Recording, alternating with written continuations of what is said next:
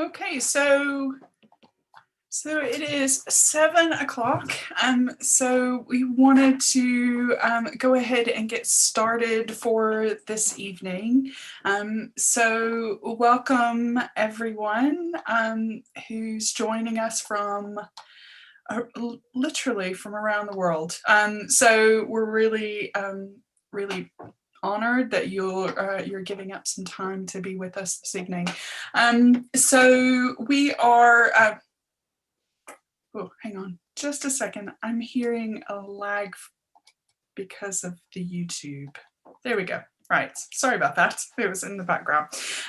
So my name's Jamie Reeves. I'm really glad you're here. I'm with Sarum College, and my colleagues, Karen, Carlton, Nicola, Podrick, and Rachel are joining us tonight for presenting the work that we've done around this text of When Did We See You Naked, like Jesus as victim of sexual abuse.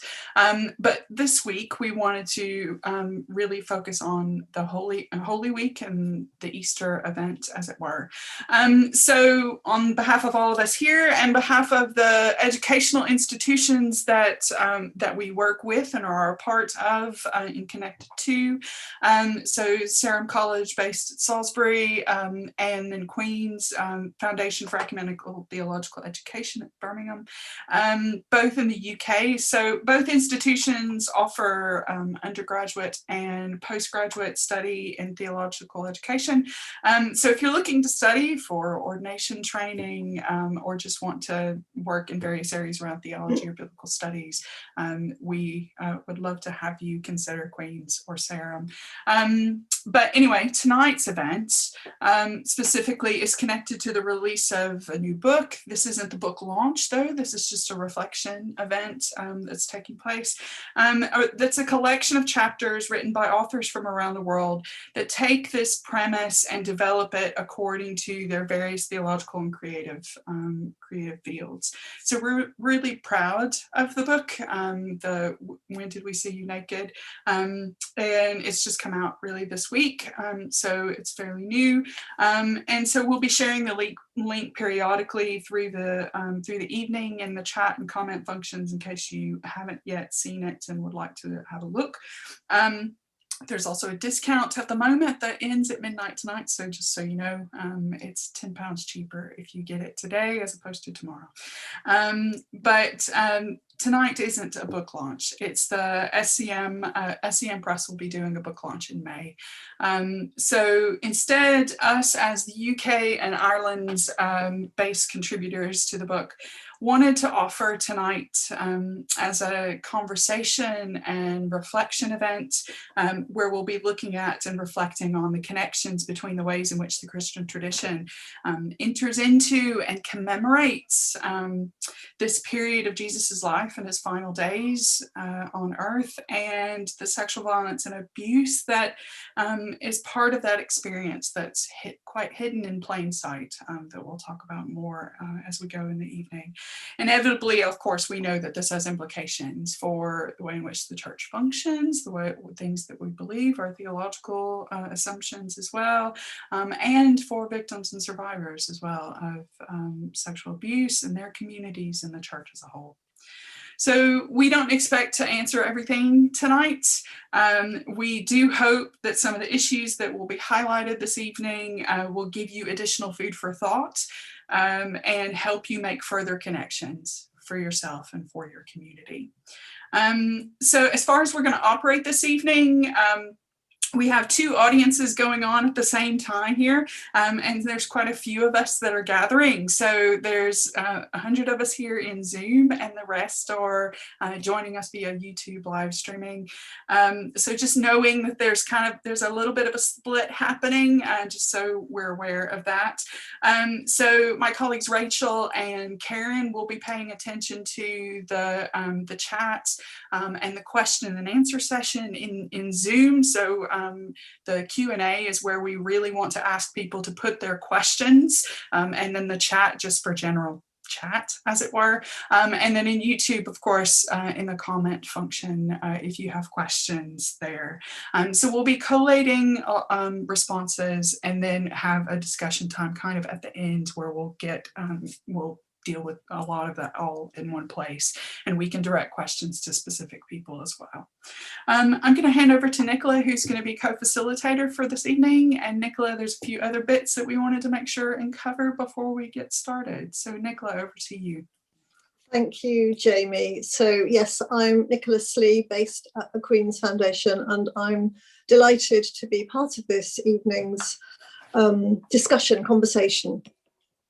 We hope that we have created a format for the next couple of hours that will be reflective and conversational, that will combine rigorous thought and theology with appropriate humility as we explore areas that perhaps the church has not much wanted to face and engage with. So we are hoping to kind of hold together both an appropriate gentleness and fierceness as we wrestle with hard topics. And we hope to be able to create a safe space for us all. The value of having a webinar format is that everyone can choose when they want to kind of dip in and dip out. So we really encourage you to take good care of yourselves as the evening progresses, because it's very possible that some of the things that we're going to talk about will touch memories, feelings, thinking, just reactions that might mean that you will want to step out for a moment or indeed leave entirely. We just encourage you to be in touch with your own feelings and thinking, and to keep monitoring that and to do what you need to do to stay safe. We hope you'll be able to stay with us throughout the whole evening, but if you can't, we are recording this evening's event, so there will be an opportunity to share in it at a later date. There are 6 of us holding the space together, and we will, although Jamie and I are kind of taking over all responsibility for holding the evening, we'll all be involved in introducing each other. And so we just hope that will create a nice kind of collaborative feel and a nice flow to the evening. But the main thing to do is, as I say, to take good care of yourself. We hope this evening is going to be challenging, stimulating, creative, but it may well also touch things that are that can be difficult and painful for us. So let's be conscious of that. Let's recognise that at the outset, and seek to take good care of each other and take good care as we proceed throughout the rest of the evening and as we approach this topic. Thank you. So to get us started this evening, we wanted to start with something slightly different and creative and reflective. So we wanted to start with poetry. So Pádraig Ó Tuama, dear friend and colleague, brilliant poet and theologian based in Ireland. So Pádraig's poetry has been published widely and has been featured in numerous places around the world, really, BBC, RTE, National Public Radio in the States, and elsewhere. But he presents a fabulous podcast with On Being Studios called Poetry Unbound, and is co-founder of the 10x9 storytelling movement as well, with Paul Doran. So Pádraig, will you start us off this evening, please?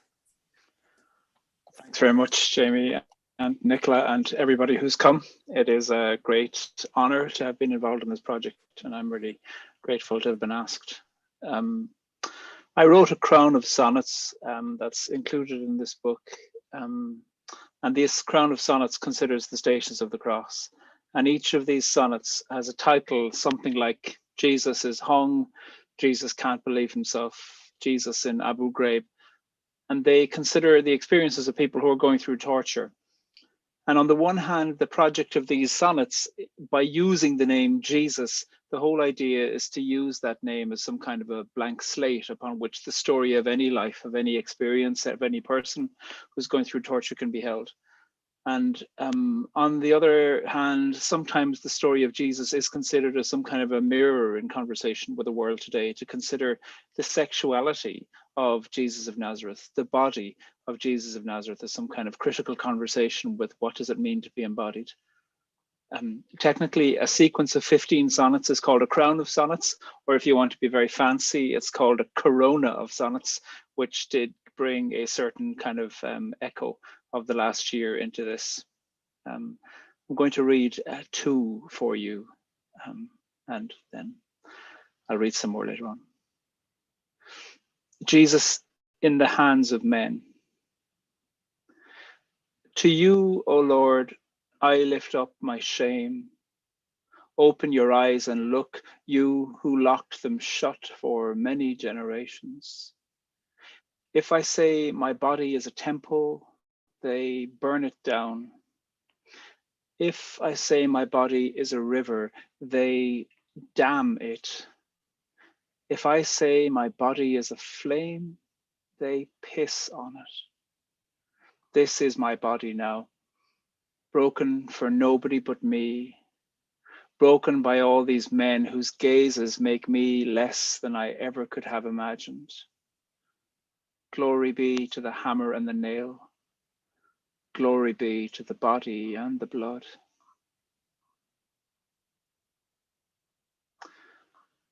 Here's another sonnet. This one is called Jesus Fears. It's hard being frightened all the time. You see a tree and imagine it spells death. You select a leader totally expecting he'll reject you. You spot a guard and know the only way he'd touch you is to torture you. Even friends, even ones you wrapped your arms around, even ones you did your best to love, them too.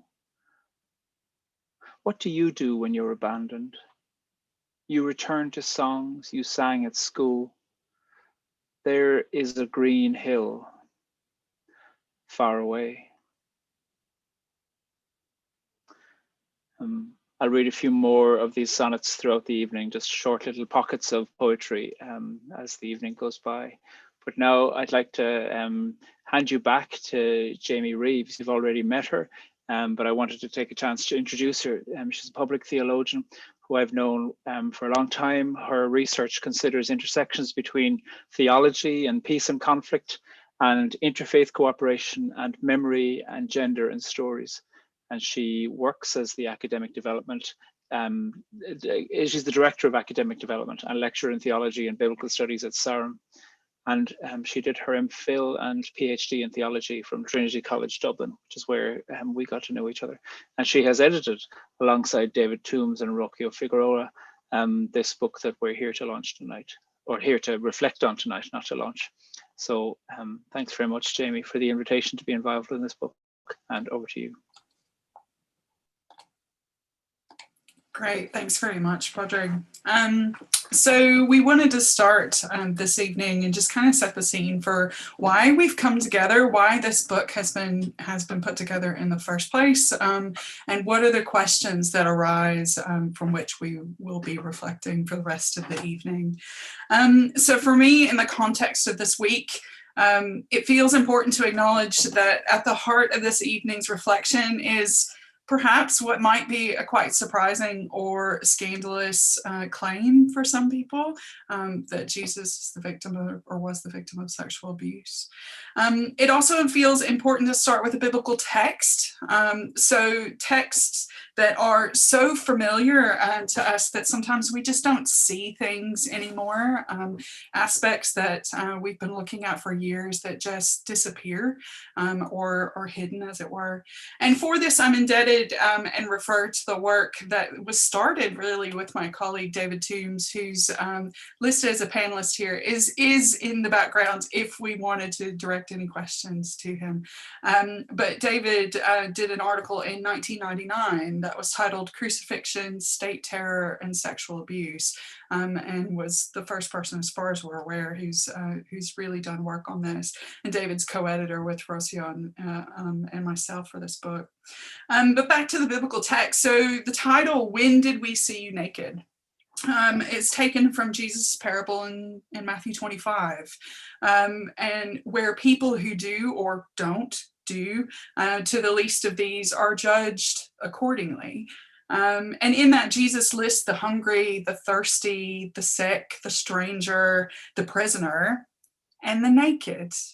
And for some reason, we take those first ones quite literally in our mission and in our ethical activities, but rarely have I heard anyone talking about this naked side of things. So this question, when did we see you naked, invites us to consider whether we see the naked Jesus in the Passion narratives, or instead, do we choose to avoid what is in front of us? It invites us to reread the Passion narratives with a new awareness of what is actually done to Jesus in the story, and a new sense of what he might fully share with others that's been hidden in plain sight. So I'm just going to put the two texts, the Matthew and the Mark texts, up on the screen just so you can see them. I'm not going to read them out loud. But just so that you can have them in your mind as a little bit as we go on. So according to the Mark text at the bottom and the Matthew text that's at the top, the Passion narratives, during the final days of Jesus's life here on earth, a careful reading of these texts implies that Jesus was subjected to forced, naked public exposure, not once, not twice, but at least 3 times, possibly 4, at the hands of the Roman soldiers. So the texts that are in blue are implied, because we think, well, in order to be flogged, he would need to be stripped. In order to be crucified, he would need to be stripped. And then the texts in red are the actual strippings that are more explicit. And also an interesting thing that tends to get missed is this calling of the whole cohort. Implies a number that we're usually not aware of, but we think between 250 to 500 soldiers, given what we know of deployment in Palestine at the time. So a prisoner has been stripped naked and is being mocked in front of hundreds of soldiers. What do we expect might have happened? And so sometimes people say, okay, so it was abuse, but it wasn't sexual abuse. And so it feels important to answer that question, to deal with that question. Okay, so if stripping and naked exposure of someone is not sexual abuse, then what is it? So it seems clear to us that public stripping and enforced nakedness and other acts of sexual humiliation constitute sexual abuse because they're attacks on sexual identity and sexual vulnerability for purposes of humiliation, for control, for power, and or possibly for sexual gratification on the case of the perpetrator. Stripping and forced naked exposure has power and impact because they were understood then and are continued to be understood now to have a sexual dimension. And so to name it only as abuse and not as sexual abuse is to mischaracterize what has happened. And we know that mischaracterization is a common but inappropriate response to sexual abuse. So we have no problem saying that Jesus suffered. We recite the Apostles' Creed, suffered under Pontius Pilate. And we even acknowledging that Jesus' suffering as torture is relatively uncontested and uncontentious on the whole when one reads the gospel accounts. And there's also little contestation that Jesus was stripped or hung naked on the cross, though most artistic representations don't show Jesus as naked. But to speak as a victim of sexual abuse is shocking for a lot of people, and of course meets resistance. And so why might that be the case? Over the years, our experience has been that it is in this naming, Jesus naming the stripping and the nakedness as sexual abuse, that's new for people, and not the nakedness itself. And it's here where we come to kind of a strange mismatch between what we know and what we acknowledge, right? So we see, or at least understand in theory, Jesus is naked on the cross, and yet don't equate it to sexual abuse. And this reticence becomes much more obvious if we contrast it with more contemporary examples, like Padraig just mentioned, with prisoners who have been stripped naked in detention, such as like the Abu Ghraib scandal that was in the early 2000s. We easily described the stripping and the humiliation of those detainees as sexual abuse. But instead, most frequently, the resistance we encounter around this issue of Jesus as a victim of sexual abuse comes from the sense that Jesus would somehow be demeaned and less worthy as a savior if that's the case. And so the stigma and the shame that comes with being named as a victim of sexual abuse is one of the central concerns that myself and colleagues wanted to really explore in the book. And also, I think it's pertinent in this Holy Week time and in this Easter time when we observe and remember and commemorate this story. Jesus was innocent. Jesus was blameless. Jesus did nothing to deserve it. And the early church spoke of the immense shame that Jesus endured in his trial and in his torture and his execution. And Paul in 1 Corinthians talks about the offense and the scandal of the cross. So over the centuries, the memory of that shame and that scandal seems to have been lost. We also know that it's shame that arises from sexual abuse in its varying forms that causes the abuse to remain hidden, both in the case of Jesus and in contemporary examples and experiences.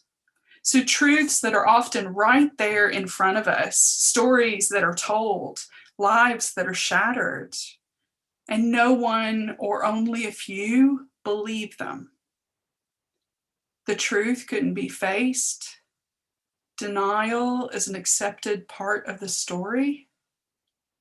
Sounds familiar, right? So either by commission or omission, sexual abuse is often unseen and unacknowledged and rarely discussed outside of specialist groups. Victims are blamed and or silenced. And often we need a catalyst, something outside the norm of what we think and how we do things, to push us to see something differently, and to give us new ways of knowing. And so Me Too and Church Too movements highlighted the need for theologies and pastoral responses and biblical interpretations that offer tools that address sexual violence and abuse in a way that leads to life and to liberation and to healing for people, instead of continuing stigma and silence and despair.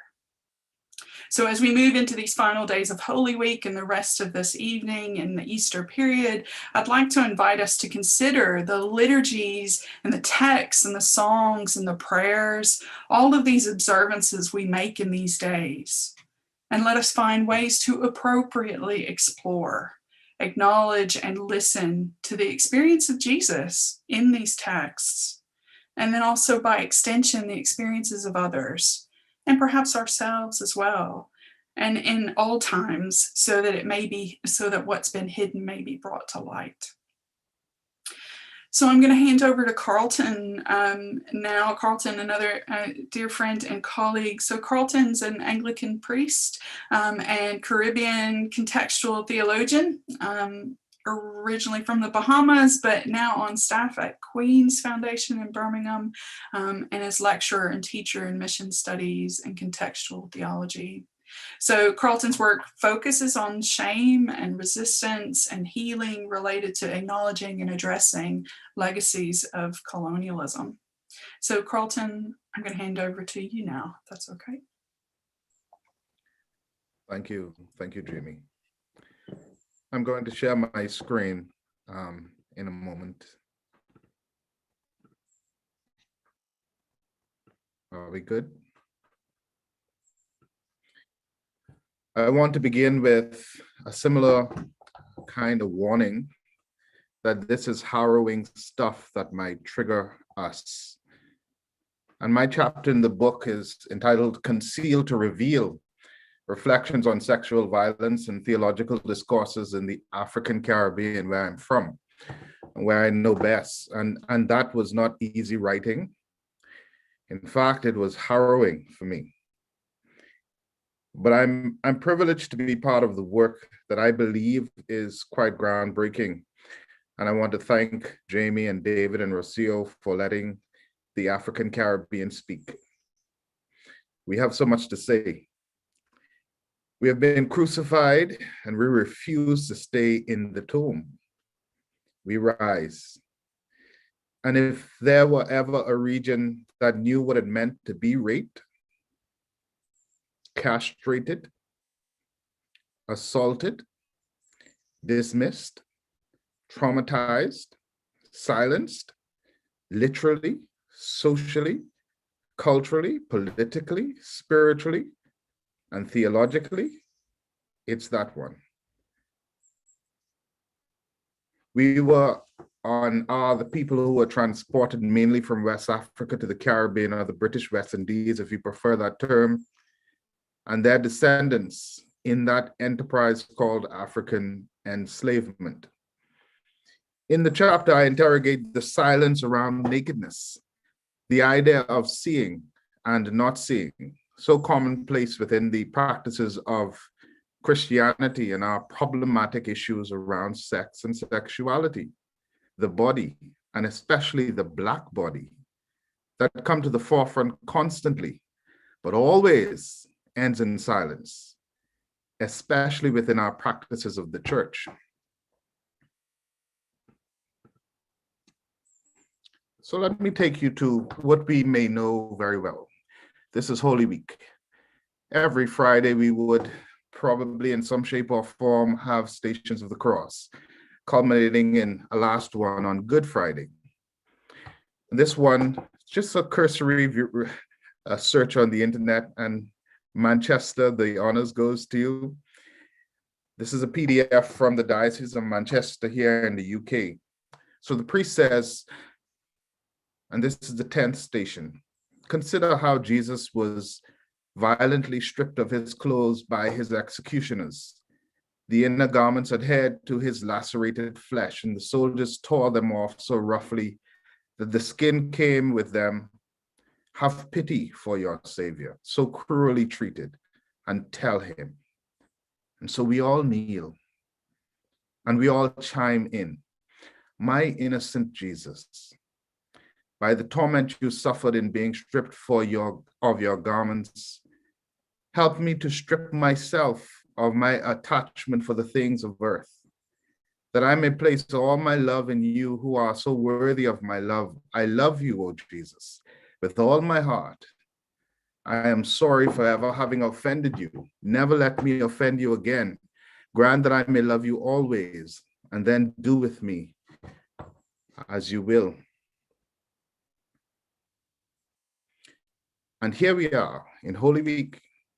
We come to the Stations of the Cross. We know it well. Jesus is stripped and beaten, but we stop short of naming the sexual assault. And even worse, we contemplate our personal sin, our conscience. We long for a bodiless heaven. Our love is consumed with our guilt and our shame. But we will not name the full totality of the violence and the system that caused it, that causes it. And white Jesus gets adored.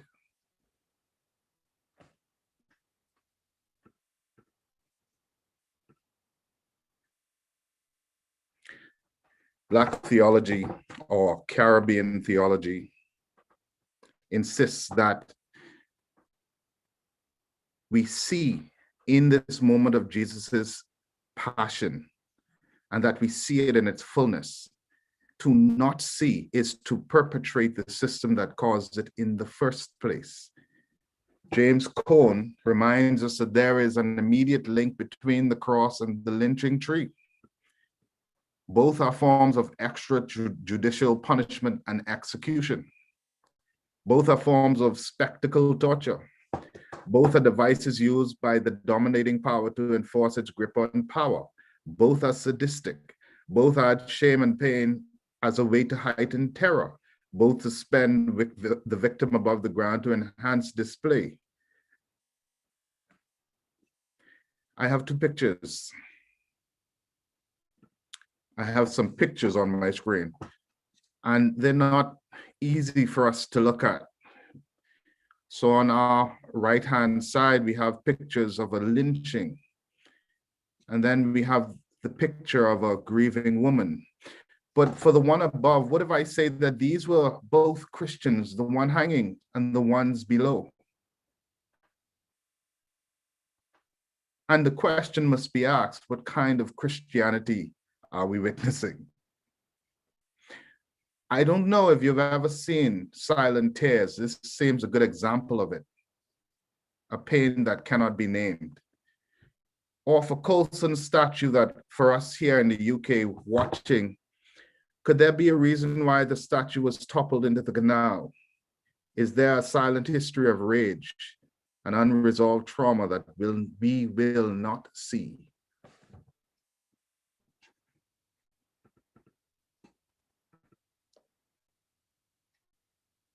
Then there is something pathological, narcissistic, and sadistic about colonial or plantation slavery, or better yet, colonial or plantation Christianity. Long ago, Angela Davis argued quite early on that the raping of female slaves was institutional as a method. It was targeted state terrorism in line with Tome's study that was mentioned earlier. And she writes, slave owners encouraged the terroristic use of rape in order to put Black women in their place. Despite the testimony of slaves about the high incidence of rape and sexual coercion, the issue of sexual abuse has been all but glossed over in the traditional literature on slavery. It is sometimes even assumed that slave women welcomed and encouraged the sexual attentions of white men. Katie Cannon puts it this way: slaveocracy was the rude transformation of African people into marketable objects.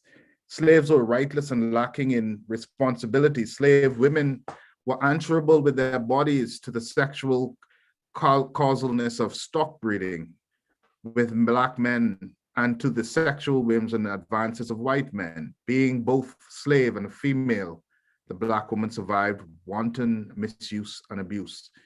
And Kelly Brown Douglas reminds us that men as well as women were the objects of sexual violence and terror. With regard to castration, she states Black male bodies were attacked and dismembered with impunity. Castration, though objected to by some Englishmen and abolitionists, became a punishment meted out to Black men.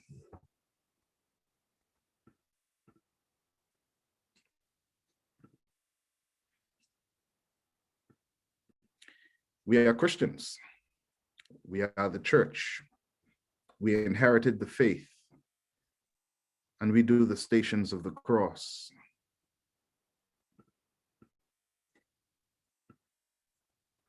Here are some statistics for you. A population-based survey among adolescents and young adults conducted in Barbados, Jamaica, Trinidad, and Tobago found that between 52% and 73% of women reported experiences of sexual violence by a partner, defined as partner forcing or attempting to force the respondent into any sexual activity she did not want by threatening, holding down, or hurting the respondent in some way.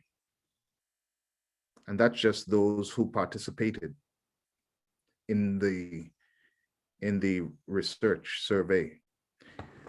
Several studies from the Caribbean have found relatively high rates of sexual violence and coercion against males. For example, one study from Barbados, Jamaica, Trinidad, and Tobago found that 40 to 50% of male respondents aged 19 to 30 reported experiencing sexual abuse at some point in their life.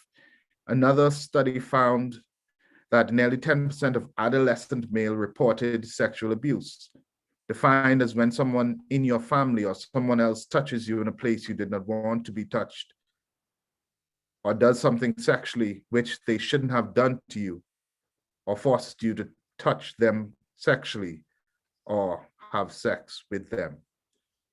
Almost 1/3 of those sexually active male adolescents reported that their first sexual experience was forced, or somewhat forced, compared with 48% of sexually active females. Caribbean women theologians have written about this and pointed this out for our attention. Anna Kasafi Perkins writes, among the reasons surfaced in her research are the silence of the church on the matter, oftentimes in a bid to maintain membership or preserve the church leaders themselves when it comes to intimate partner violence in church settings among church flock. And the belief that divorce is a dangerous trend for family life and men's role in the family. The Bible is against divorce after all, isn't it? Nicole Ashwood speaks of clergy and church people as perpetrators. Ashwood particularly focused on the silence around sexual misconduct within churches, naming the chief reason for this fear. There is a significant fear in dealing with sexuality in general, let alone clergy sexual misconduct.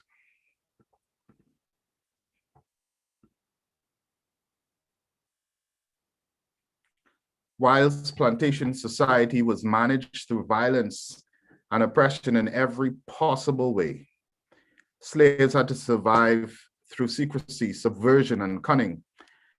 African cultural heritages and practices like carnival, like junkanoo that I've researched in depth, like voodoo, like reggae, like dance hall, to name but a few, were ways in which descendants of slaves navigated power structures and preserved deep ancestral philosophies and theologies. And to begin with, junkanoo, this is a picture of, in some form, in the English-speaking Caribbean. This Christmas time street festival has consistently been designated as secular, vulgar, filled with sexual lewdness, particularly by Christian ministers with historic denominations.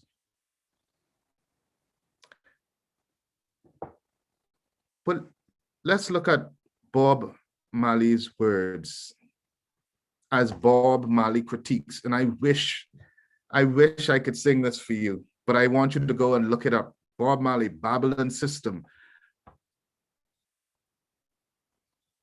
But the Babylon system is the vampire, sucking the children day by day. We say the Babylon system is the vampire, falling empire, sucking the blood of the sufferers, building church and university. Sounds prophetic. Deceiving the people continually. We say them graduating thieves and murderers. Look how they suck in the blood of the sufferers. Tell the children the truth.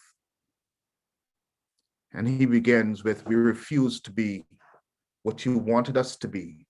We are what we are. That's the way it's going to be. Look up the song. But let me tie this all together. The African Caribbean has been shaped by this kind of state violence that Tomes asserts. And I try to tease out the multiple and complex ways that such sexual violence and oppression have become culturally and theologically ingrained into the everyday lives of African Caribbean people. And that's just the context from which I come. However, we must be reminded that descendants of slaves were always providing a counter hermeneutic, contesting the dangerous hermeneutics of colonial missionary Christianity, that sexuality for the Black person would and should always be imbued with violence, censorship, and trauma. I want to suggest that there's something deeply pathological about colonial Christianity, both in the past and all the ways that it persists in current forms of Christianity today, everywhere, not just the African Caribbean.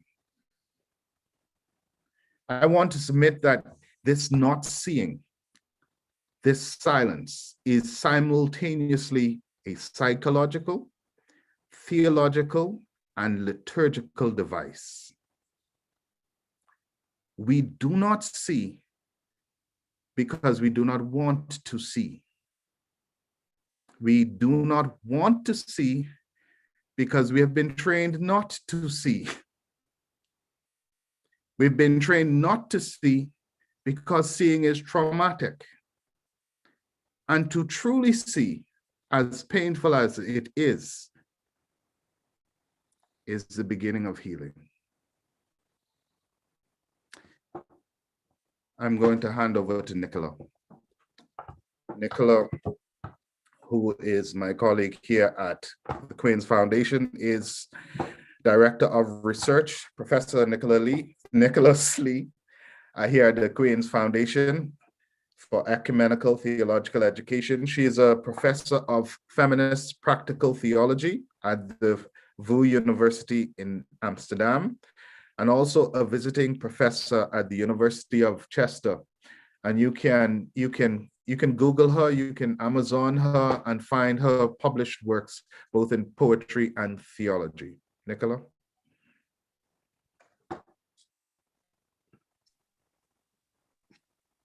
Thank you, Carlton.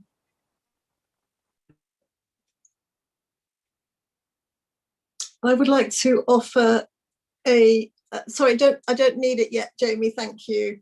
I'll let you know. I'd like to offer a reflection on nakedness through the lens or prism of the Christa, the female Christ figure, which we'll come on to in a little bit.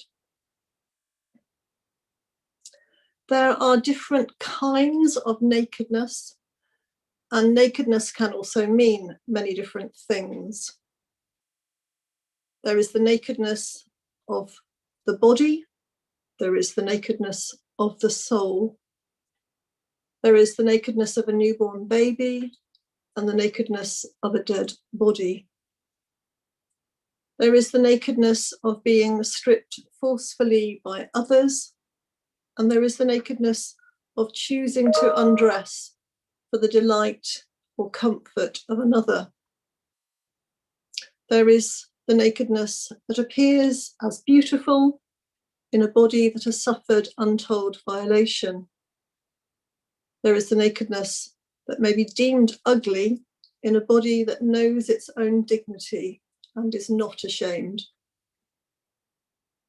They say the body does not lie, but sometimes the body hides or masks its own deeper meanings and wounds. Amongst these very different kinds of nakedness and the different meanings of nakedness, gendered nakedness, or perhaps we should say differently gendered meanings of nakedness, is just one, or perhaps we should say at least two, and in fact many, many more, because we know that gender intersects with race, class, sexuality, culture, and so many other factors to make multiple meanings. At its simplest, the naked male form, especially the young, white, idealized male body as seen through the eyes of Western art and culture, has quite different meanings from the naked female form. In Western art and culture, the naked male form, think of any picture of Adam you've seen in Eden, or think of something like Michelangelo's David. The naked male form represents the human being in its noblest, most spiritual and heroic form. It typifies physical and spiritual vigor and beauty. The naked female form, by contrast, is typically an object of desire and threat to the male gaze, always sexualized and othered, mirroring Western culture's fear and rejection of the female body. And even while we live in a time where the gender binary is breaking down in countless ways, and male bodies have certainly become more sexualized, especially through the homosexual gaze, it is still the case that the naked female form can hardly be viewed without eroticism, ambivalence, the suggestion of sexual temptation and shame. All of this matters when we come to think about the nakedness of Jesus and the countless representations of the Christ. Many of us will be seeing some of these this week, and perhaps particularly on Good Friday. The covered nakedness of the male Jesus in most depictions of the cross is, in a sense, the covering or hiding of the noble beauty of the idealized body of God, as well as a denial of the sexuality of the human man, Jesus. As our colleague Robert Beckford at Queen's has put it, Jesus in Western culture hardly has a penis. Paradoxically, one place where the nakedness of Christ is simultaneously revealed and veiled is in the so-called figure of the Christa, the female Christ symbol, almost always shown crucified or cruciform and very often naked. Whether the figure of the naked female crucified is salvific or redemptive for women and for men, and for those who identify as neither, is a complex question, far too complex to try and summarize here, and that's what I've explored in my essay in the book. But let's just take a little look at Edwina Sandys' well-known Christa. If you know of the Christa, you'll probably know this particular representation. So Jamie, if you'd like to put it up now, that'd be great, thank you. And just go on to the first slide, please.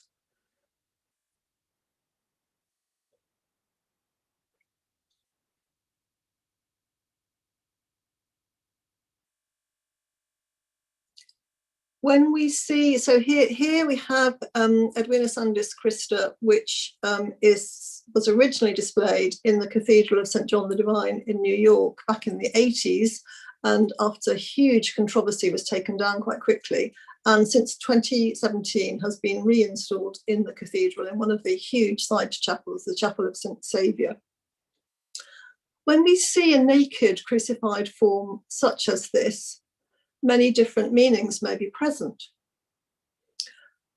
I suggest we can hardly regard such a form as this without being viscerally reminded of the physical and sexual abuse of women and girls. When we ask who is the Christa, there may be some very obvious answers. And I'm going to read part of a poem with that title, Who is the Christa, which would name some of those meanings. Who is the Christa?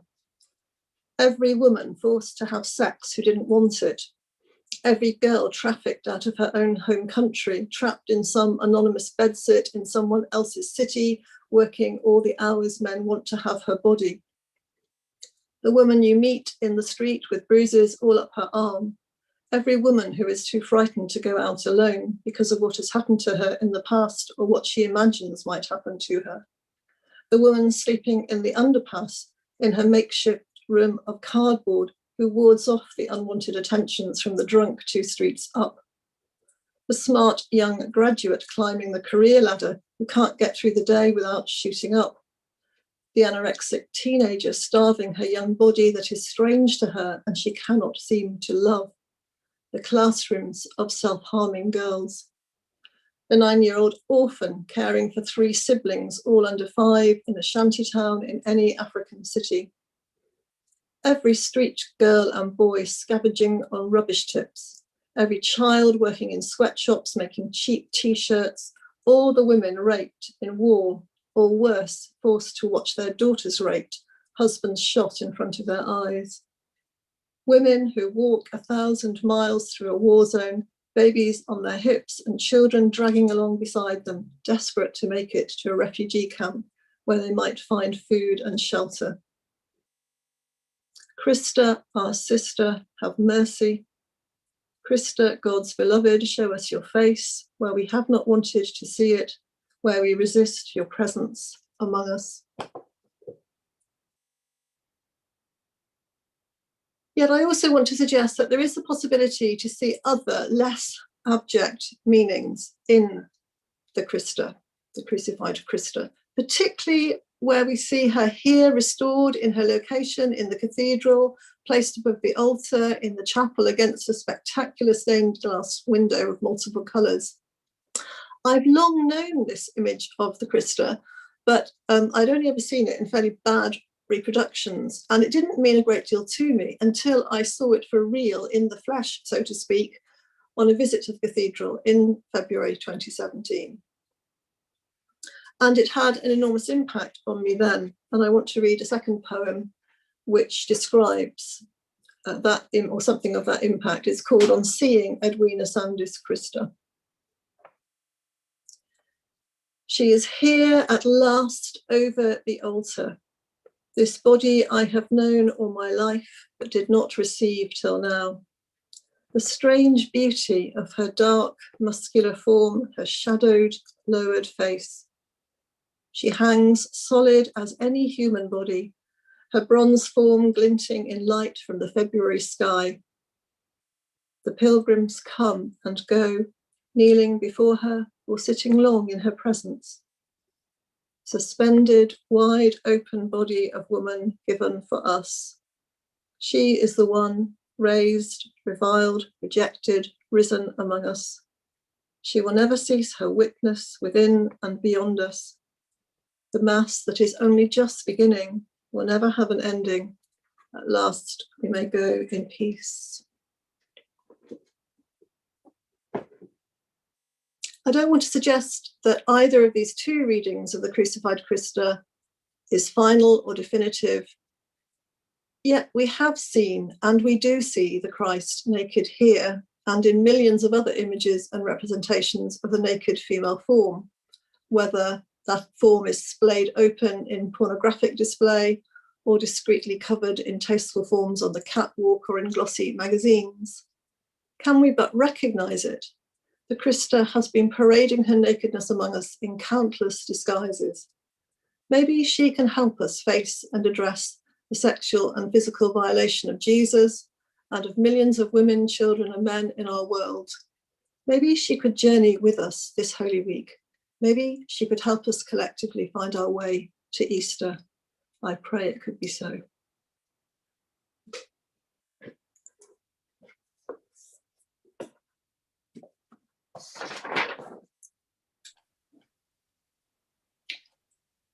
Thank you. I think we're now taking a break. Jamie, is that right? We are, yes. So we want to give people a little bit of space to step away for a little bit, take a break. So we will come back in 10 minutes. So about 8:05, we'll start back. So we'll leave everything running. You're welcome to stay online, as it were, but we'll be back in 10 minutes. Okay.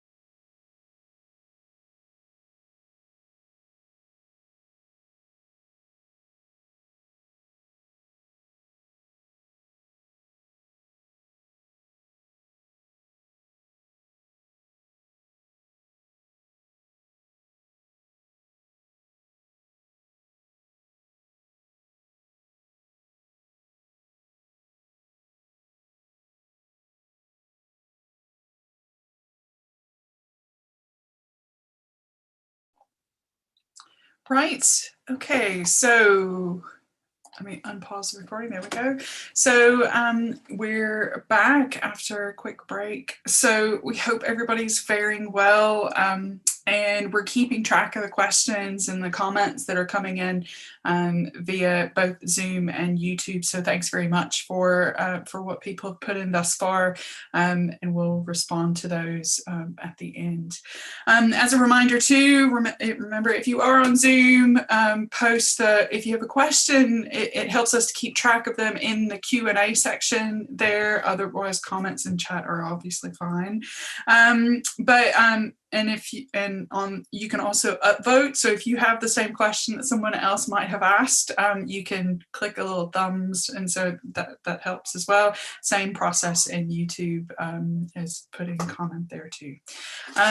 So we want to also again just encourage everybody to take care of yourselves this evening, and we trust that you're doing that. We're putting links in the comments and in the chat to refer people if you are in need of support. So by all means, please use those. So returning to Holy Week reflections, Padraig, will you bring us back with a bit more poetry, please? Thanks very much. I'm just going to share two sonnets with you. Both of these are about the possibility of using the phone. One to text somebody asking for help, and the other to phone somebody, to phone a helpline asking for help. And while these can often be considered pastoral initiatives, I suppose deeper than the pastoral question of support for me is, what does it mean to have to look hard to find somebody that will believe you? So here's the first one. Jesus texts. You text your friend. They don't reply. Never mind. You're not sure what you'd say anyway. You scroll through feeds, hoping something might make anything make sense. Oh Lord, my grief is like a river inside me, filled with dead things I didn't kill. You lock the door. You check it. Check again. Oh Lord, dead things. Kill. And here's another sonnet called Jesus Phones the Samaritans. The Samaritans are a 24-hour helpline that people can call to speak with to speak with somebody who's trained and will listen for as long as is needed. And all of the lines from this poem are taken from some of their training manuals. Jesus Phones the Samaritans. Samaritans, how can I help? Of course, I'm happy to talk. What name can I call you? You don't need to say anything. That's quite all right. I am in no rush. I'm just a set of ears for you. It might help if you tell me what's happening. But even if you don't, that's okay. You're welcome to tell me more. What will you do after you hang up? I'm not here to tell you what to do. Are you feeling suicidal? You can call us anytime, night or day. Yes, I'm still here.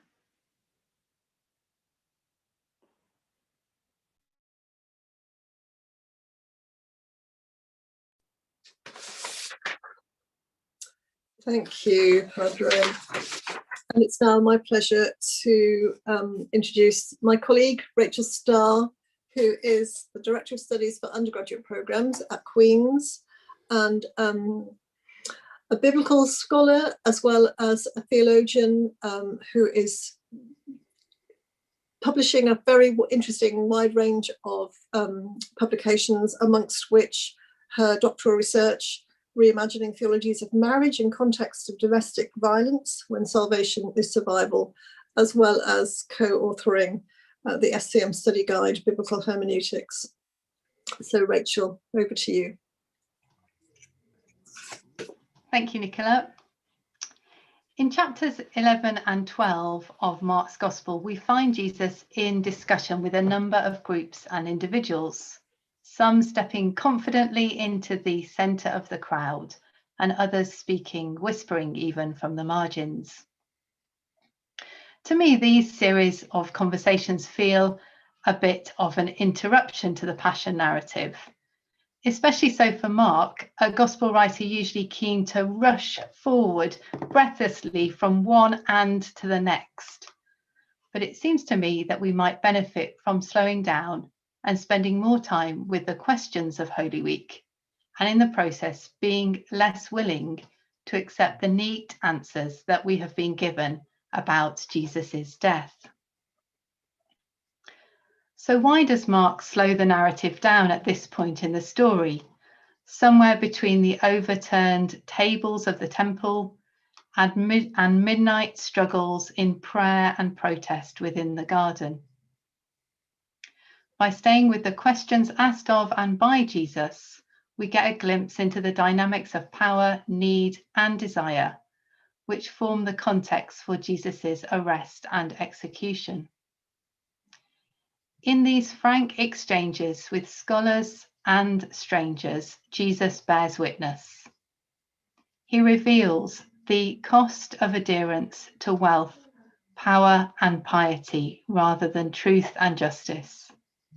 He calls out collusion between religious and political powers. And he sees the efforts taken to maintain structures, systems, and appearances, and draws attention to how the burden for that maintenance is borne by the poor and the outcast. And he tells us, if we listen carefully, none of these things, power, wealth, piety, none of these things will save you.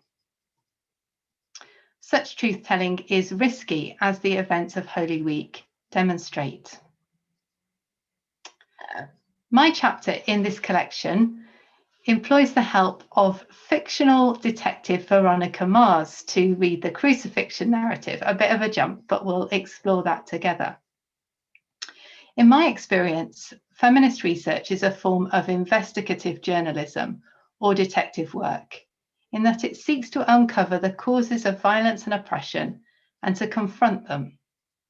So to read the Crucifixion as a feminist theologian is to pay attention to the whole story, including the gaps and the silences. It is to be suspicious of attempts to give a definitive meaning or answer to the questions that are raised by the death of this man Jesus. And it is to ask who benefits from the way in which the crucifixion story has been portrayed, remembered, taught, and understood within the dominant church. Such truth-telling has the power to transform, and it is thus often resisted. And we see this today all around us, how those with power respond to challenge and protest, and in how, once we offer a different account of events, we can be quickly silenced, marginalised, shut down. Much of what motivates the character of Veronica Mars is disquiet, a nagging sense that the neat narratives presented, initially about the murder of her best friend and later about her own rape, are too easy and too comfortable for those in power, if not for herself. And so she wrestles with them, seeking to find a more complex, more understandable story that will speak to her of truth and justice. Similarly, feminist theologians have for a long time expressed disquiet about the telling of Jesus's death. We have been presented with an easy story for some, or perhaps a story that does not disrupt the structures of power and that makes demands only on those who are already vulnerable and marginalised. And we can see this in the way that only certain people are asked to represent, to imitate Christ in taking up their cross, in sacrificing their own well-being for the good of others, or in being a victim that is acceptable within the dominant narrative. As with other contributions to this book, my chapter builds on David Tomb's exploration of the sexual humiliation of Jesus named in the text and the possibility of further sexual violence present in the silences and spaces of the gospel accounts. I argue that seeing Jesus as a possible victim of sexual violence disrupts dominant interpretations of the crucifixion. If Jesus is a victim of sexual violence, it in a number of ways makes it much more difficult to contain the crucifixion and to make it safe, a story of heroism or sacrifice. These accounts of heroism and sacrifice have worked to both mystify and justify violence, framing what is in effect an act of imperial violence as somehow salvific. In contrast, naming the possibility of sexual violence in the capture, trial, and killing of Jesus disrupts this telling of salvation in multiple ways. Jesus is no longer able to be presented as the muscular hero, battle-scarred, confronting and victorious over death, but becomes instead a feminized, bleeding victim, unclean, unpure, with all the ambiguity that results. We have been told for thousands of years that Jesus' death is necessary for our salvation. Yet many of us recognize our dis-ease with this teaching. Asking, what would Veronica Mars do? This Holy Week, I encourage you to trust your questions and to look at who this narrative benefits, at who or whom are excluded from a story told this way. And I encourage us to be willing to rearrange the facts to form a new narrative in which violence never saves and in which there are no easy answers.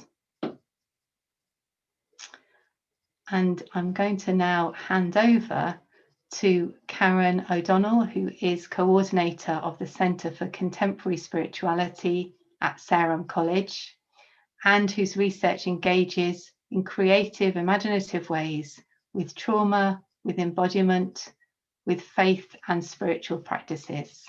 So Karen, over to you. Thank you. Thank you, Rachel. I need to go back and rewatch Veronica Mars after that. Thank you. My chapter in this book is less about Jesus as a victim of sexual violence and more about what the impact of witnessing sexual abuse might be. And I particularly focus on what the impact of witnessing sexual abuse, torture, and the eventual murder of Jesus had on the small group of followers who remained with him throughout Good Friday. And I tentatively suggest that even though the medical diagnosis of trauma was roughly 2 millennia away, it doesn't become formalized until the 1980s, this small group of predominantly women would likely meet the categories for a trauma diagnosis in the modern era. Those who stood at the foot of the cross were witnesses to the sexual abuse and eventual death of Jesus. But they were then also witnesses to the wider world, their community of disciples in the first instance, but ultimately a much broader scope of witnesses. They told what had happened to Jesus. Taking this approach then, not only to see the passion of Jesus as a locus of sexual abuse, but to position those who remained with him as witnesses to such abuse and trauma survivors themselves, gives us an opportunity, I think, to reflect with new eyes on both the cross of Good Friday and our role as Christians in supporting those who are survivors of sexual abuse. I wrote this chapter at least 8 months ago, and I could not have imagined that in the very week that we were offering the kind of first reflections on this book, that yet again thinking about how the church responds to sexual abuse survivors would be as pertinent as it is. What a sad thing to have to say. Trauma survivors in their process of post-traumatic remaking have to put themselves back together, and a key part of doing that is telling their story, constructing a narrative. but a constructed narrative, one that makes sense of what's happened to the trauma survivor, has to be witnessed and it has to be believed. In trauma theology, this witnessing community has been much emphasised as a role that the church could play in supporting survivors of trauma. Hearing and believing trauma survivors, particularly survivors of sexual assault, is a topic subject to much discussion.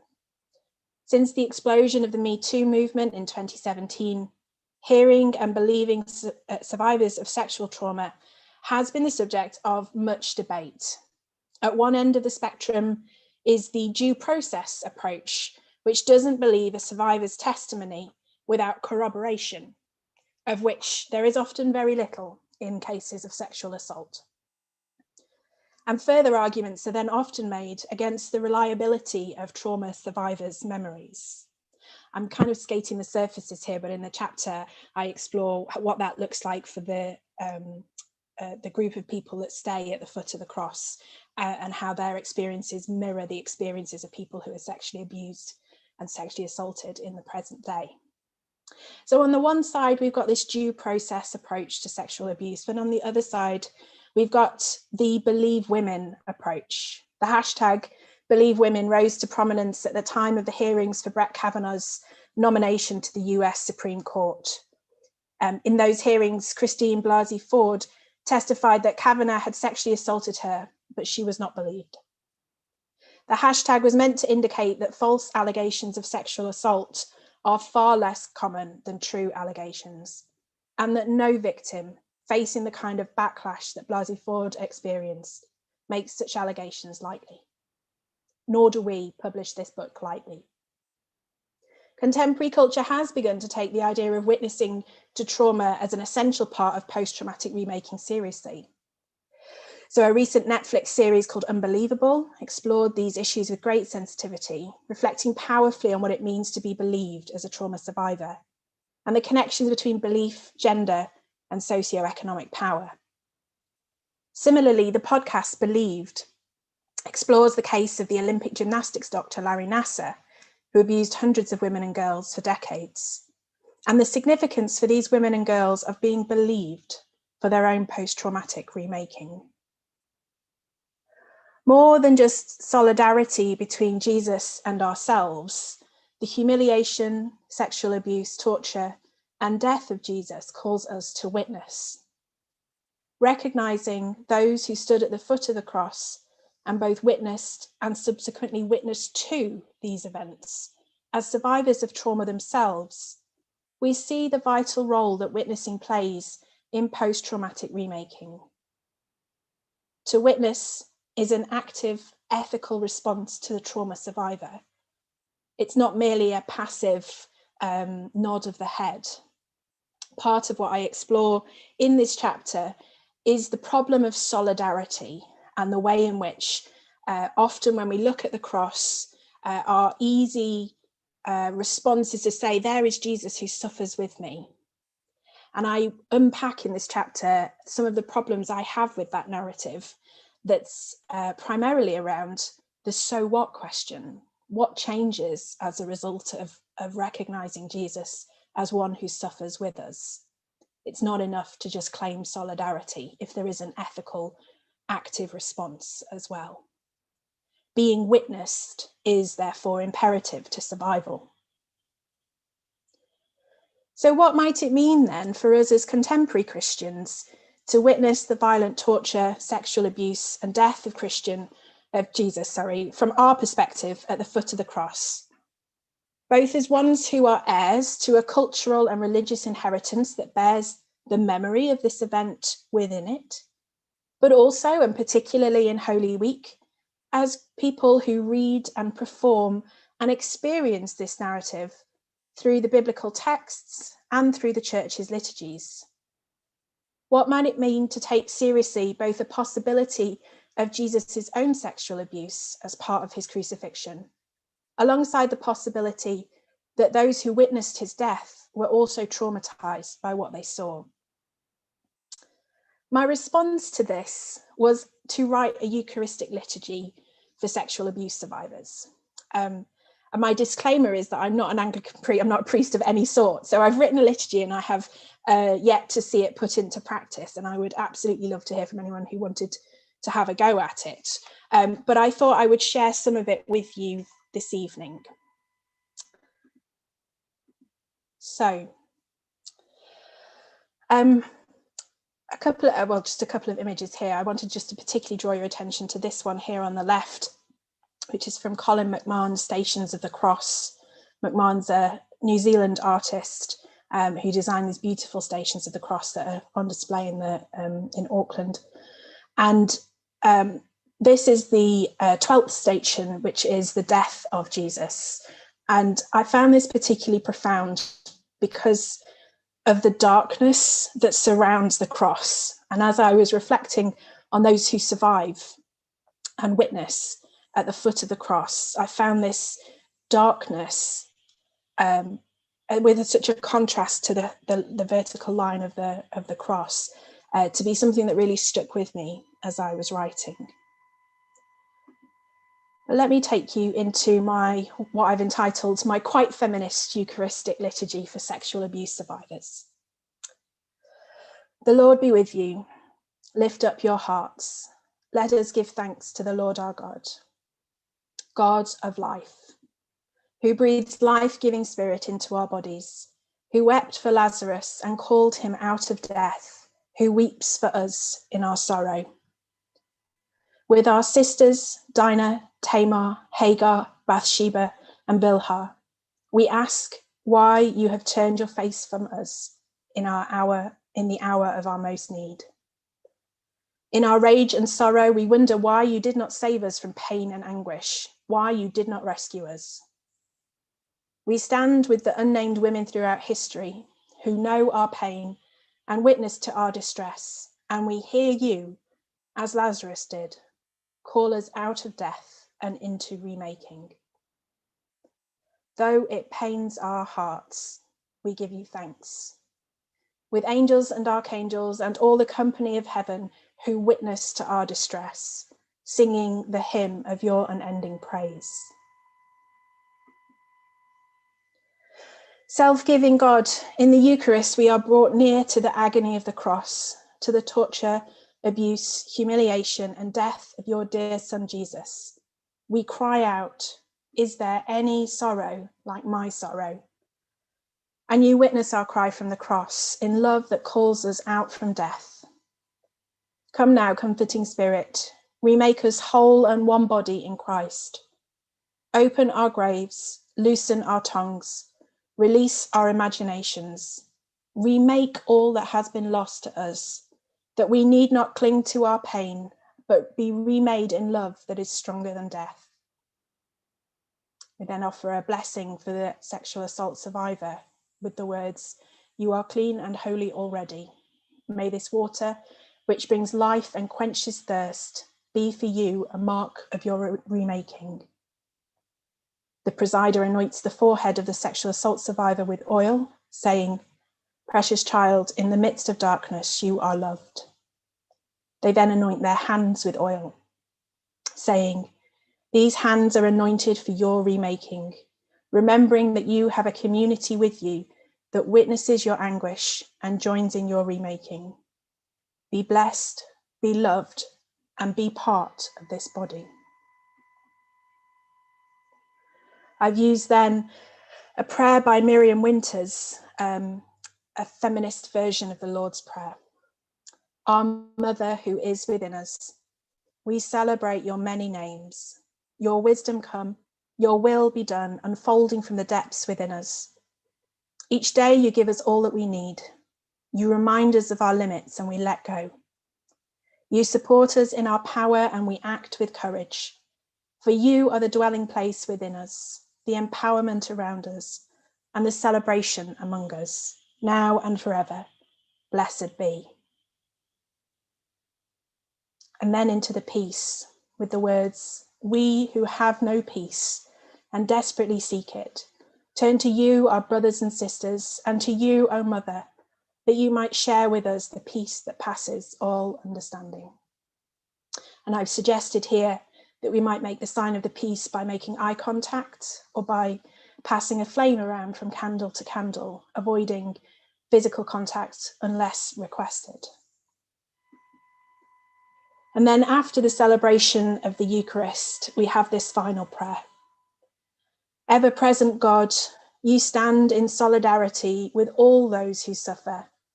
May this shared meal join us with all who labour for justice. You witness to our trauma in your vulnerability. May our memory of your death allow us to witness to our own vulnerabilities and begin the task of remaking ourselves. You call us to remake ourselves in our anguish. May the bread and wine that we share today nourish our spirits and give us strength for the task ahead. Bless our bodies, broken and pained as your body was, that we might become one body in Christ, reconnecting with our loved ones and rebuilding our lives. Fill us with your peace and let us hear the call of love that brings us out of darkness, in communion with all those who witness to our vulnerabilities in love and compassion, through whom and with whom and in whom comes all comfort and peace, creator, sustainer, comforter, one God, now and forever. Part of my motivation for writing like this is that the kind of theology that I'm interested in is theology that makes a difference to people. And I'm particularly keen to take the theology, the kind of abstract thinking, and bring that down into practice. And for me, that often finds its way into prayer or into liturgy, which I really enjoyed writing, and I checked it out with a few people that I knew that were sexual assault survivors, to take out some obvious things that I'd put in there that they were like, oh no, don't say that, that's awful, that's very triggering. So it's had a little trial run there. And the way I envisage it being used is perhaps on Good Friday with a very small group, maybe just one and a couple of friends, for a small celebration in a small chapel that might have an opportunity to look at the cross again with fresh eyes. As I say, I really struggle with the idea of Jesus in solidarity with us on the cross, but that's not to say that he isn't, and that there is something to be gained from seeing one's own experience mirrored in the experience of Jesus. Where I ended up thinking was that the specificity of Jesus's experience as a sexual abuse survivor or sexual abuse victim, in his case, because of course he doesn't survive it, offers a particular opportunity for those who have been sexually assaulted or sexually abused themselves. But of course, all of us see what we suffer with in the person of Jesus on the cross. And so there is great opportunity there to do something different, I think, with Good Friday, that might offer an opportunity to look at the cross anew, to be unsettled by it, but also to be drawn into life through it. Interestingly, the resurrection that I turn to in the chapter is not the resurrection of Easter Sunday, but rather the resurrection of Lazarus, which I have found really interesting to think about, because of course Jesus is resurrected and is supernatural. He appears in places, and he's still got the kind of wounds on his hands, and his body is different. And then, of course, he ascends into heaven. But Lazarus doesn't. Lazarus is raised from the dead, and then, we presume, lives a life, knowing what it's like to be in darkness and in death, and yet lives a life. And so it was to Lazarus that I turned for an image of resurrection that might be helpful, rather than to Jesus, because I wonder what the rest of Lazarus's life was like.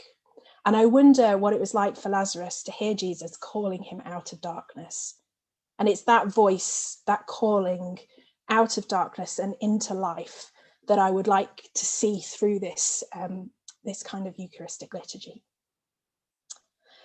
So I'm going to stop there, and on that note, hand over to Padraig for some more poetry. Padraig. Padraig has been having Wi-Fi issues tonight. Oh, no. Apparently there are gales in County Fermanagh. Oh, bless him. And so we will move to Padraig when he is able to return with us. But I think in the meantime, if we were perhaps do a few. Oh, hang on just a second. Padraig, have you returned to us?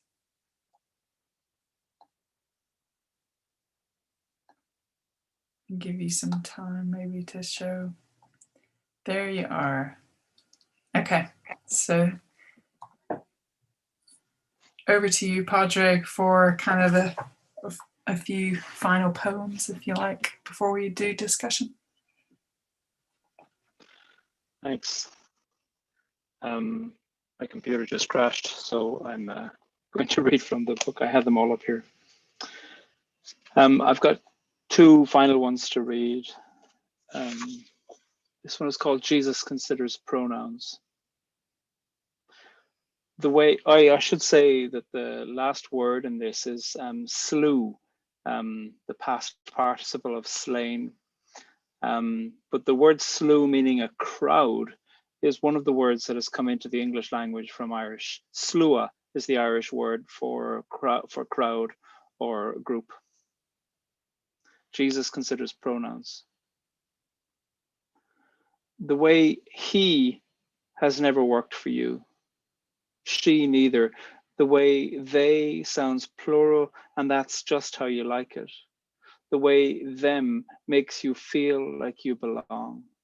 The way there can be possessed, and you've never felt like anything you owned would fit. The way you like conjugating yourselves in the first and the second and the many. The way we are legion makes sense in a way that nothing else makes sense. The way you breathe now that your plurals are made personal. The way you are the singular and the slew.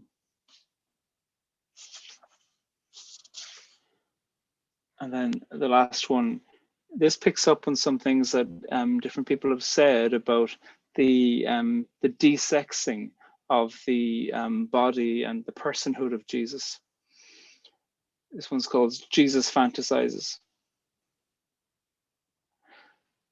It's the desexing that bothers me, as if I never had a boner or some lust, as if I had so much of God's business to consider that I never wanted kisses or a nail run down my back.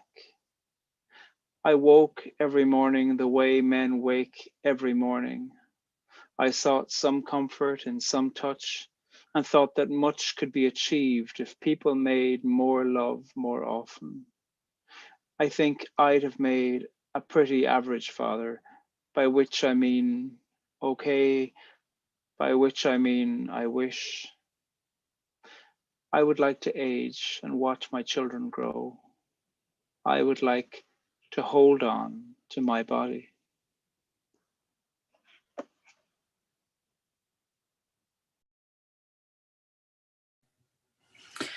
Okay, so thank you very much, Padraig. We're gonna move to just doing answering questions and doing a bit of discussion amongst ourselves. But you've put comments and questions in the chat, so we'll respond to those. Any things that Rachel or Karen, feel free to jump in if there's anything that we are missing, or yeah, basically if you see something that we haven't mentioned. One thing I feel like it's really important to note, not to highlight that it's more important what others have said, but just in the context of what's happening in these days. Niam has put in YouTube comments about being traumatized by bearing witness to the George Floyd assassination and the trials that are happening right now. So just we are holding that, and I think that's an important connection to make. For Q&As in Zoom, maybe shall we start there and move on, if that's okay? Yeah. Oh, I wonder whether Daniel has asked a question about, which connects with what you've just said, Jamie, about what are the key aspects of witnessing. So something of that. Yeah, maybe that might be a place to start. That would be a good place to start. Karen, would you like to answer that one if possible?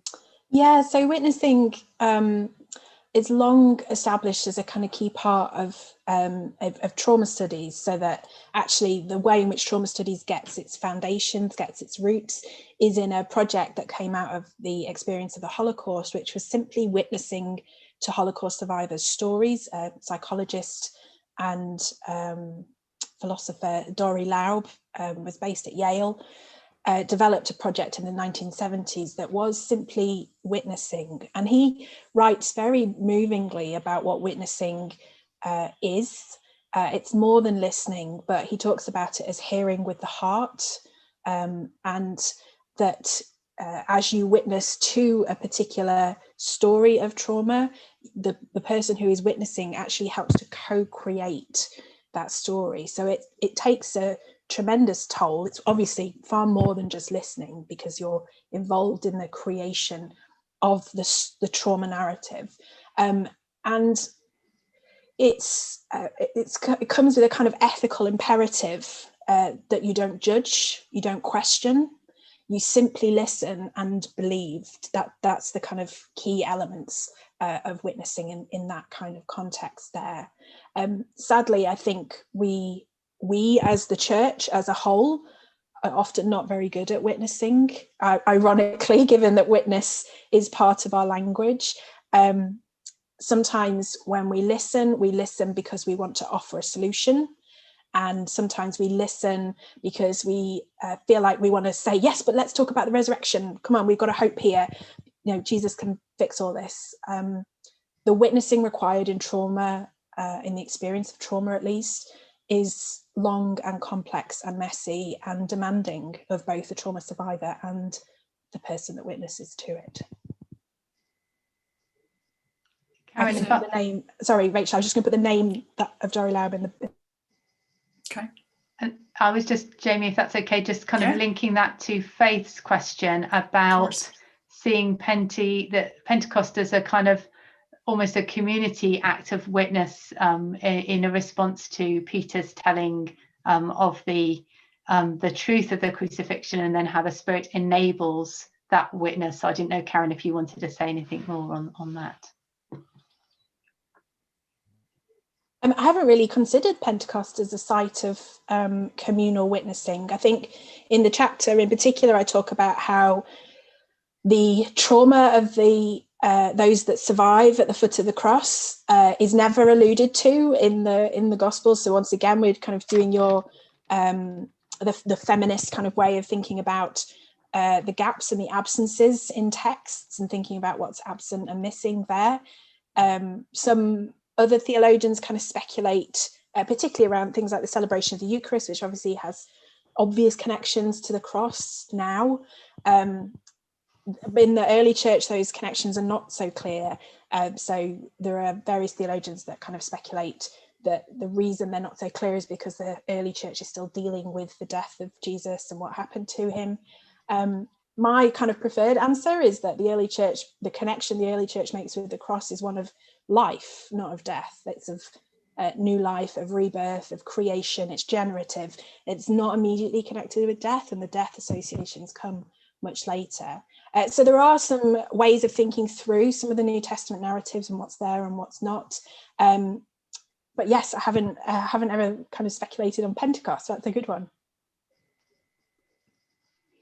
Does anyone else have further thoughts about Pentecost or that you want to share? No? Okay. So what do you think, Rachel, Karen, others? We've got a question in the YouTube chat, which was from your introduction bit, Jamie, actually. It was about what our treatment of Jesus' sexuality when we put the loincloth on him. What do you think is going on there? I think it's referring to the fact that you say that in all of the crucifixion images and sculptures, Jesus is always covered with a loincloth. So Anna's asked that. I think it's a great question. So the practice of depicting Jesus with a loincloth is certainly prior to the Council of Trent. So that was happening anyway. But the Council of Trent in mid-1500s said basically, that we don't connect images of Jesus with anything that looks licentious in some kind of way. And so there was a pointed decision with the church doctrine that we cover Jesus's nakedness as part of the Council of Trent. But again, I mean, a mark of respect, it could very well be that it arose out of, we want to cover the shame with the recognition that this is what it was, and we want to give Jesus back dignity, as opposed to, we don't want to see that, right? So there has been a shift, and I think we just don't, while, like I said before, in our heads, I think we know and understand that the Roman practice was the hanging naked. There's been artists who have represented Jesus naked, and it's been, it's been really difficult for some people to be able to see. For whatever reasons. Does anybody else have anything else they want to add about that? Yeah, it goes back to the I guess when Karen was speaking about the resurrected Jesus, and it sparked off in my mind, when we think of Christian doctrine or church practices, we often contemplate the resurrected Jesus, but we do not contemplate the resurrecting, the Jesus that resurrects not just our life of sin, whatever that means, but every aspect of our lives. And I think that's where we fall short. And this is a basic issue that certainly, your Black theology and other forms of theology would be pointing out. There is something wrong when you do not take social context seriously, because you're not honoring fully what happened. And that's what's playing in my mind. So if I were to go away from here now, I'm thinking two things. Jesus resurrected. And if we think of Pentecost and beyond, Jesus is a resurrector. And that is significant for every aspect of ourselves, our churches, our nations, our contexts, our secretnesses,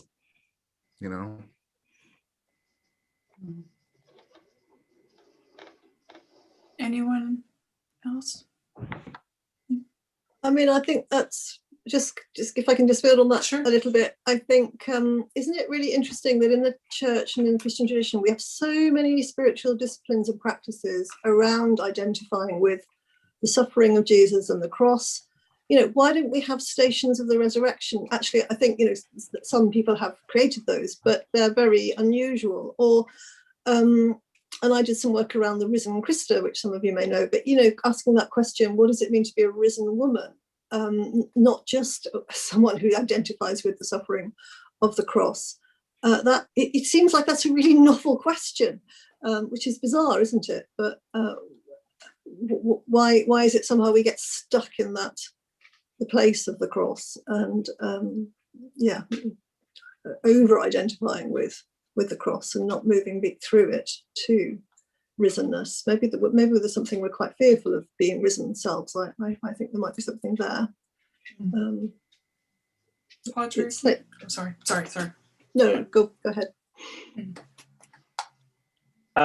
For me, I think part of the anxiety around the loincloth that you see in lots of depictions of Jesus, I mean, some of it can be traced into different cultures, not all, but certainly some where there's anxiety about nakedness.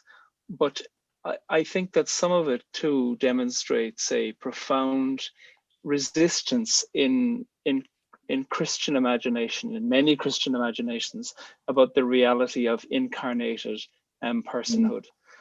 And I don't just mean that when it comes to the story of Jesus of Nazareth and whatever you think of him.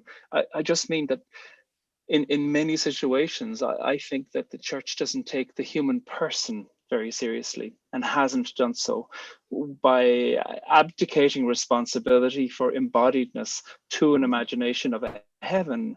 I think there has often been a resistance to seeing the ways within which the church has been sometimes complicit, or other times just a bystander, in allowing people's bodies to be put through suffering in the name of some kind of fantasized redemption. And therefore, I see the covering up of Jesus's penis.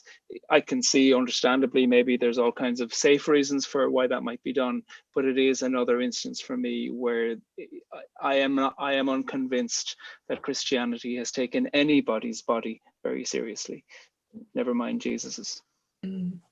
Will Moore put in the chat, referring to Chris Greenough's work, saying it reveals much more about religion, society, and culture that a penis is considered more taboo than a beaten, broken, and abused body, which I think, yeah, I agree, is definitely true. Nicola, you might have had more you wanted to say in relation to the Pentecost question, or no? That was really interesting, and I was continuing to think about it. But if we think of Pentecost as the point in the narrative where there's a kind of loosening of tongues, I think that might connect quite strongly to the vocation to witness, which I think isn't only something we do with our tongues, but we certainly do it with our tongues. So Pentecost might be a fruitful exploration for how we claim that power to speak, and to speak in many tongues. I think that's also interesting, that the kind of witnessing that is required of us has to operate across many discourses, and we try to embody that this evening with theological discourse, poetry, liturgical discourse. So there might be something there that's helpful to us as we think about that difficult work of witness and its complexity, but also how we could draw on many different discourses, and sometimes speak in tongues that we don't even really understand. I mean, I think there's something about that that's part of the Pentecost narrative, isn't it? This sort of huge loosening of tongues, and there's both comprehension and lack of comprehension. And we find that when we're trying to break through a taboo, which I suppose this book and this conversation tonight represents a certain breaking of taboos, and then we meet both resistance, incomprehension, and that's all part of the Pentecost narrative.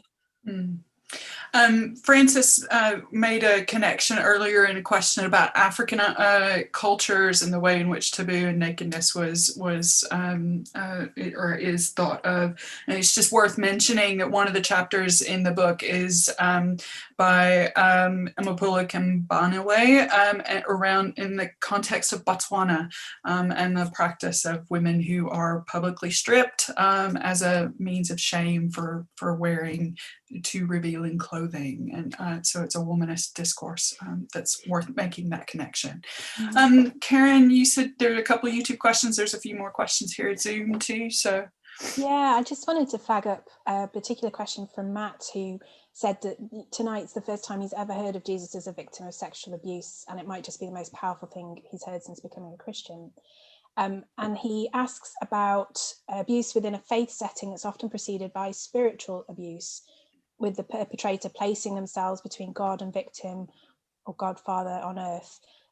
Did we have any consciousness of that perspective whilst we were thinking? He calls this mind-blowing theology, but whilst we were writing our chapters. That's very kind, Matt.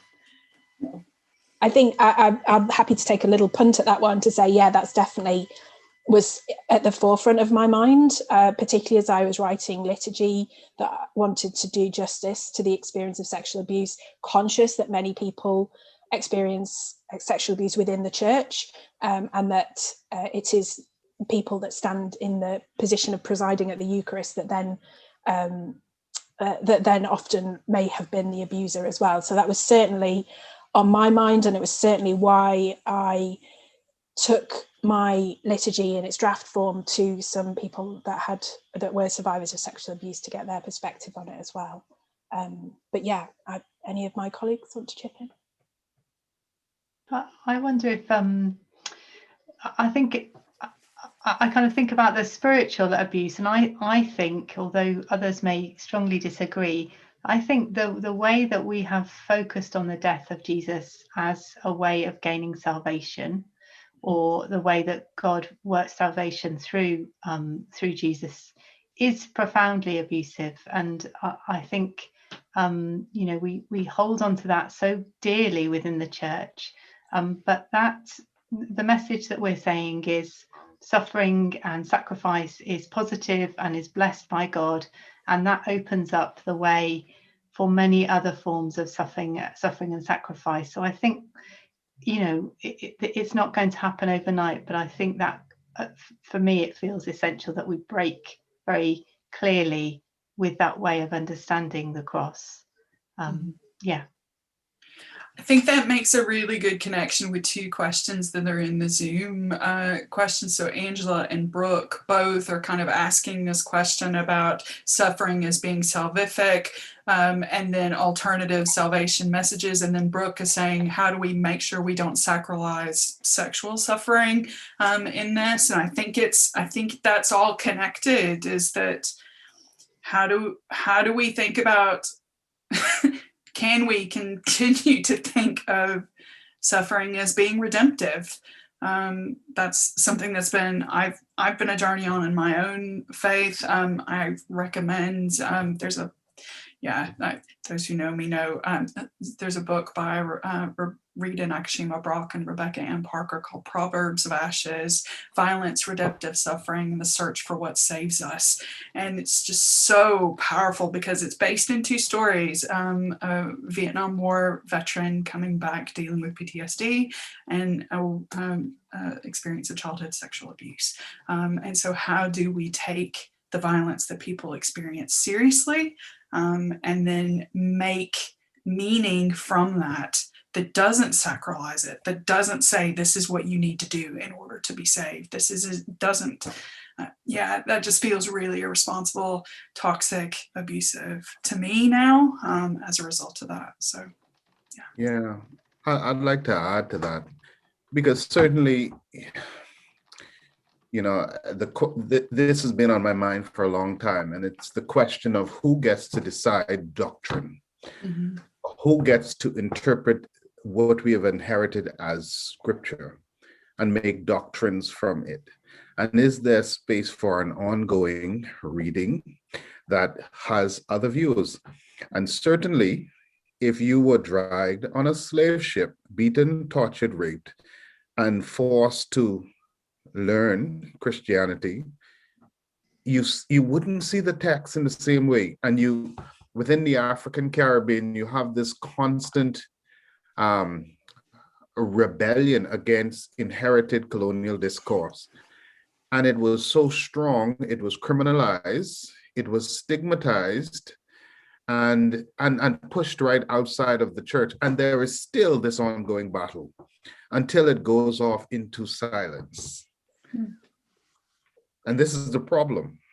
And this is the problem with I guess and when I say colonial, I don't just mean European, I mean all forms of power that seek to annihilate any other ways of seeing and understanding the world. And certainly if you had other contexts, like people and persons, thinkers from the global South, interrogating scripture again, we would not come up with the same thing. We would not see the resurrection or the crucifixion the same way. And we do not.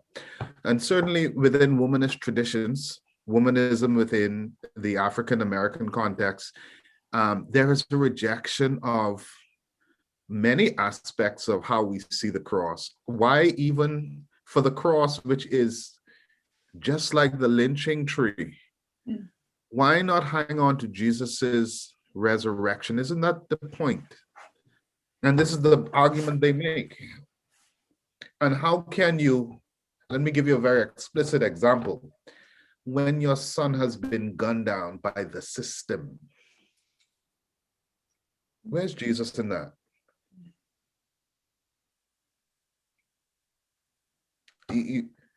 Certainly you would interrogate the text differently.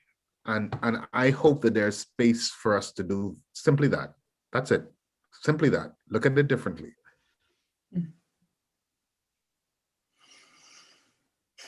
Maybe that's a very good point on which to end. As we come to the end of our time together, and I want to thank all of our contributors this evening, Carlton, Karen, Rachel, Padraig and Jamie, for your rich, challenging contributions, which have perhaps encouraged and enabled us to come at these texts and stories differently. And that's work for us all to carry on as we go from here. But also we'd want to thank all of you who have participated by listening well, and by asking good questions, and by witnessing to this work that we are trying to do together. So I hope that this has been an enriching conversation for us all. It's undoubtedly an ongoing conversation. It may have had awkward moments in it, and it may trigger things that we'll have to continue to work with for not just days or weeks, but probably years to come. But that's good work for us to do, and to do in each other's company. So we wish you all good night and a good Holy Week and Easter, which is coming. Thank you. Thank you. We'll be sending follow-up emails with access to recordings. So thank you, everybody. We'll have a good evening. Thanks very much. Have a good evening. Thank you.